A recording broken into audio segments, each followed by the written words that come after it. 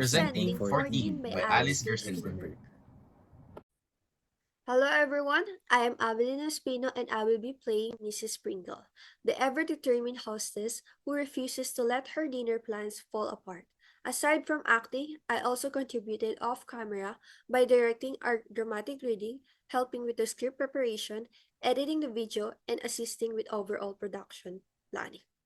Hi, I am Patrick Lim, and I will be playing Elaine, Mrs. Pringle's daughter, who finds herself caught in the chaos of her mother's social ambitions. In addition to acting, I also help with managing our script readings, sound designing, editing, and overall planning. Hey everyone, I am Jose Robes and I'll be playing Dunham, the butler, who has to deal with all the last minute changes with patience and professionalism.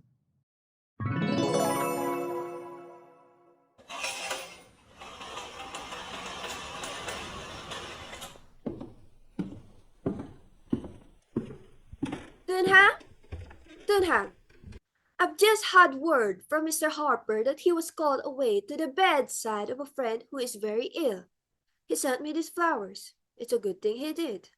I do not approve of young men refusing dinner invitations at the very last minute. I'll take the box and paper, Mrs. Pringle. It's too bad. After you've said it all so beautifully, and it's getting so late. Someone might be coming any moment. Um, House cook. Cook's in a temper, as always, madame. I'm glad to hear it. She's like an actress. The better the temper, the better the performance. As long as she serves us a good dinner. I don't care how much she swears. The rest of you can just keep her out of the way. And where's Gustav? I'm sorry to say it, madame, but there's such an awful blizzard out his sweeping off the sidewalk. Oh dear me, yes. I should have ordered an awning. But who expected a storm like this? Here are the place cards, Mother, and the diagram. Shall I put them around? Yes, dear. Elaine, I'm going to look after father. He's so helpless about his ties. And remove one plate, Dunham. Remove one plate, madame. Oh, madame, it is a certainty you wouldn't sit down with 13. 13! Why, you're right! 13! We can never sit down with 13. That's all due to Mr. Harper's negligence. Sick friend, nothing! He's just one of those careless men who never answers their invitations in time. His flowers, indeed, to make me forgive him. Now look at the trouble he's put me into. 13! I wonder whom I could get to come at least in the last minute. Quick, Elaine, help me think. There's always Uncle George. He never opens his head. Mr. Morgan, madame, he always tells a joke or two. Well, yes, Dunham. That's clever of you.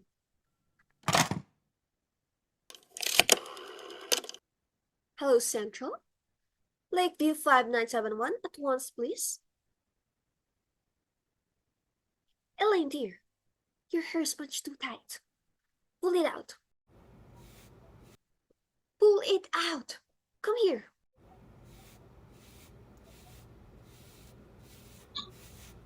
Mr. Morgan. Well, this is Mrs. Pringle speaking. From across the street, yes. When Mr. Morgan comes in, please tell him to call me right away. Oh, I want him to dine with us. In about 10 minutes? You expect him? And have him call me right away. Now, if you shouldn't get it, then what should I do? Well, Mother, I don't have to be at the table. It's your party. Anyway, everybody's married and older than I am. Didn't I put you next to Oliver Farnsworth? Millions! He's worth millions! Well, he won't be giving me any. Can't he marry you? Aren't you going to try to make a good match for yourself? I fling every eligible man I can at your head. Can't you finish the rest of yourself? It's no use, Mother. You're trying to marry me off to anyone as important as he is. He frightens me to death. I lose my tongue. I'm as afraid of him as I'd be afraid of the Prince of Wales. The Prince of Wales? Oh, what would I not give to have the Princess Wales in my house? New York has lost its heart to him. I was just telling Mr. Farnsworth yesterday that I'd give anything to have the prince here. Ooh, I would establish my social position for life, and I have such a reputation for being a wonderful hostess. Oh dear me, the phone. Hello? Oh yes, this is Mrs. Bingo. Mrs. Sedgwick. What? Oh no. Caught in a snowdrift? Can't get another car? Good. The widow can come. That leaves us 12. Remove 2 plates, Dunham. Oh, that's a shame. I'm heartbroken. Oh, my dear. How can we get along without you? But have you really tried? Oh, I'm reduced to tears. Goodbye, dear. Well, I'm glad you dropped out. Oh, Central. Gibby Lakeview 5971. Oh, Dunham. With 2 less, you can save 2 cocktails, at least 4 glasses of champagne. Has Mr. Morgan come in yet? Well, don't come. Don't give him the message I telephoned before about crossing the street. Mr. Springles for dinner. It's too late. You understand? Well, anyway, I have invited Clem. Return my indebtedness and save my champagne. Besides, Liquor is getting low, madam. What with prohibition and entertaining so much. But, mother, if you only have 12 people, father can sit at the head of the table. but he has to sit at the head. It's so undignified when the man of the house is pushed to the side. There's no other way. There must be a woman at each end. How absurd. I always forget. Of course, 12 is an impossible number. Let's see. I don't want to put any of these women at the head. There's Mrs. Darby. Such a cat. I wouldn't give her the honor and Mrs. Answer it, Dunham. Hello, Miss Pringle's residence. A message. Yes, sir. What? Sir? Mr. Darby? The doctor says your baby has a chicken pox. Oh, chicken pox, Elaine. Mother, Thank you, sir. Mr. Darby sends his apologies, but owing to the transmittability of the disease, Mr. and Mrs. Darby feel obliged to regret and also their house guests, Mr. and Mrs. Fleetwood. That's 4 out. then you're only 8. Quick, the plates, Dunham. Don't we know anyone to invite the last minute? The Hatwoods? They don't serve drinks when they entertain. I can afford to invite them to drink mine. The Greens. She's not interesting enough. Mr. Conley? He never answers a dinner call, even after all the times I have invited him. Hester Langley. Not at the same table with you in Olive Farnsworth. She's far too pretty, too clever. Oh, where's her book? The Toppers? The Toppers! Good heaven, Elaine. 6 in the family. That would get us back to 14. Then father could sit at the head of the table. Well, try it. I'll rush to tell your father to hold up the drawing room. Ridgeway 9325. This is Elaine Pringle. What supper am I speaking to? Oh, Ella, hello. I hope you haven't finished your dinner. We had a party arranged here, and the last moment everybody's been dropping out. The blizzard. Can't you flock your family around the corner and eat with us? Mother and I thought we knew you well, enough to call you like this at the 7th hour. You would? Oh, fine. 6 more plates, Dunham. What? Oh, well, but Dunham, get mother quickly. Yes, yes, of course. Love it. Why, certainly. Yes, my dear. All right. Great. Caesar now. What have I done? What's the matter, Elaine? What is it? Now I've done it. I've just done it. But I couldn't get out of it. I just couldn't. You weren't here. I always lose my head and bungle things. But what? Don't keep us waiting like this. What is it? I invited Ella and the family, and she accepted. And then she said they had 2 house guests. And would it be alright? And of course I said it would. And now we're 16. 16? But, madam, the table's not that long. Elaine!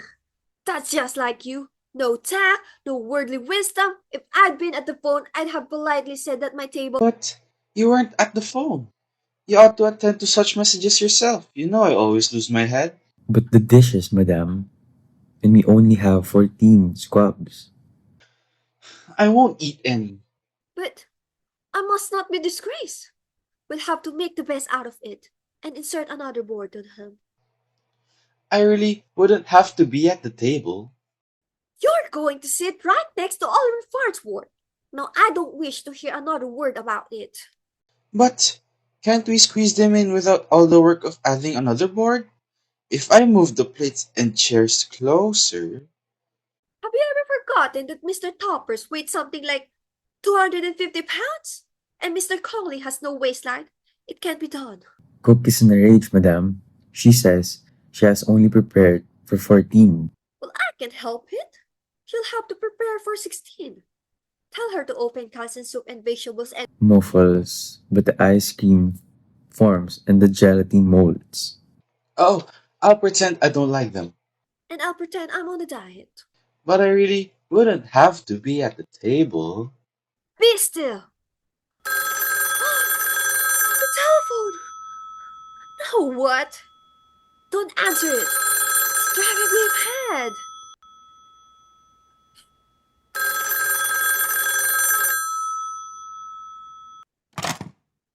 Hello? Yes, this is Mr. Pringles. Oh, yes! Jessica! What? The blizzard? You're cold. Oh, too dangerous, too dangerous.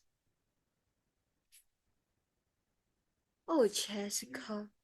You poor dear. Yes, your husband's right. It will be foolhardy. Put on a mustard plaster. Hot toddy? Go to bed? So sorry. There. That's wonderful. Now we are just 14. Oh, but the cards are all wrong. Only six are coming who were invited originally.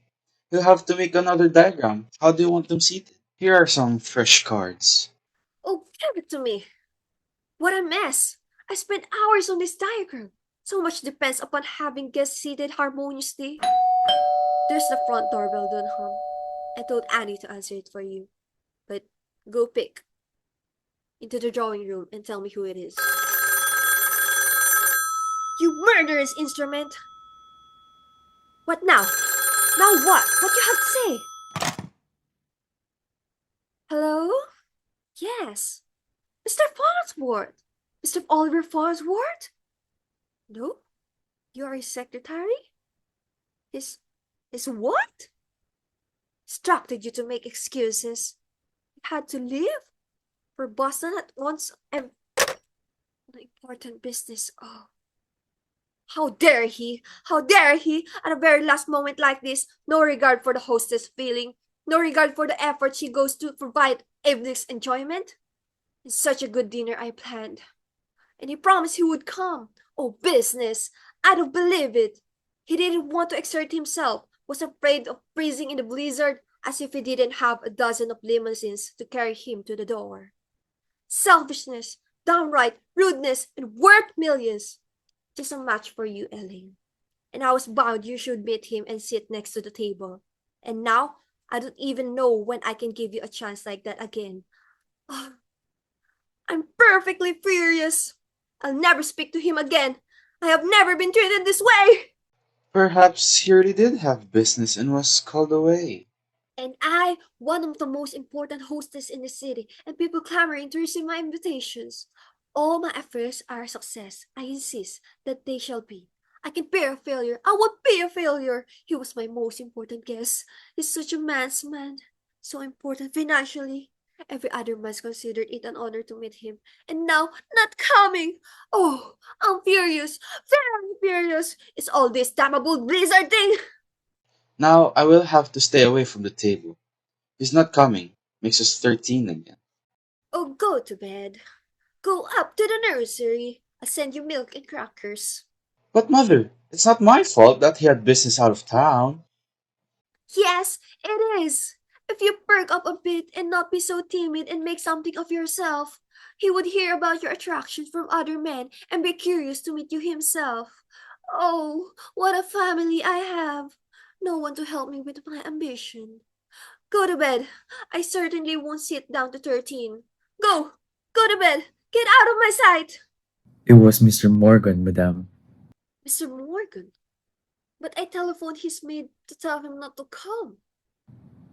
He couldn't have received the second message, madame, for I heard him explaining to Mr. Pringle how happy he was to receive your telephone invitation. That makes you 13 again. Unless you don't want me to go to bed? Well, of course, I don't want you to go to bed. We're back to where we started, Dunham. 14. I'll get the cocktails ready, madame. Annie told me there were several motors making their way through the snow just now. It's late now, and the cook's swearing about the dinner getting too dry. I won't answer it. I should say not. Hello? What is it? Yes, yes, Mrs. Topper. Yes, Mrs. Topper. But now you must come. We are prepared for you. Yes, for 8 of you. Your daughter told my daughter about your house guests, and we are delighted to have them. But now we are set for you. But every plate is set. But your daughter is quite right. It wasn't an imposition at all. But you must come now. Of course. My daughter had the authority to invite all guests of... Oh, my dear, 8 isn't a big number. There is room. Yes, the table is set. But I beg you. But my dear, you are not imposing. Oh, how foolish of you to take that stand. But my dear. Now, what do you think of that? Mrs. Topper is perfectly furious at Ella for telling you about the house guests. That says Ella has no tact. That nothing would induce her to bring 8 when we invited 6. So she's leaving Ella and Harry at home. Only 6 are coming. Remove 2 plates, Dunham. We're 12 after all. But if you leave it 12, Father can sit at the end of the table. I should go mad! I never entertain again. Never! Never people ought to know whether they are coming or not. But they accept and regret and accept. And they drive me wild! This is my last dinner party, my very last. A fiasco, an utter fiasco. A haphazard crowd hurried together when I have planned everything so beautifully. Now, how I shall sit them, how I shall sit them. If I put Mrs. Topper here, Mrs. Conley here, and then Mrs. Topper has to sit next to her husband. And if I want Mr. Morgan there, oh, it's impossible. I might as well put their names in a hat and throw them out of a random never again. I'm through! Through with the societies, with parties, with friends. I wipe my slate clean. They'll miss my entertainment. They will wish they had been more considerate. After this, I will never again. I'm going to leave myself. I'm going to be selfish and hard and unsociable. And I drink my liquor for myself instead of offering gratis to the whole town. I'm true. True with men like Oliver Farnsworth. I don't care how influential they are, how rich they are, how important they are. They are nothing without courtesy and consideration. Business? Nonsense! Didn't want to come? Didn't want to meet a sweet, pretty girl? Didn't want to marry her? Well, it's not good for you. Don't marry him. Don't you dare marry him. I won't let you marry him. Do you hear me? If you ever try to elope or anything like that, I will break it off. Yes, I will. Oliver Farnsworth will never ever get a recognition from me. He is beneath my notice. I hate Oliver Farnsworth. A note from Mr. Farnsworth, A madame. note from Mr. Farnsworth. Yes, madame. There are two strange gentlemen in the lower hall. They present this letter. He said he was the secretary. All the other guests are upstairs in the drawing room, madame. I counted 12 in all, including you and Mr. Pringle and Miss Elaine. But the two gentlemen downstairs, madame, are waiting for your answer.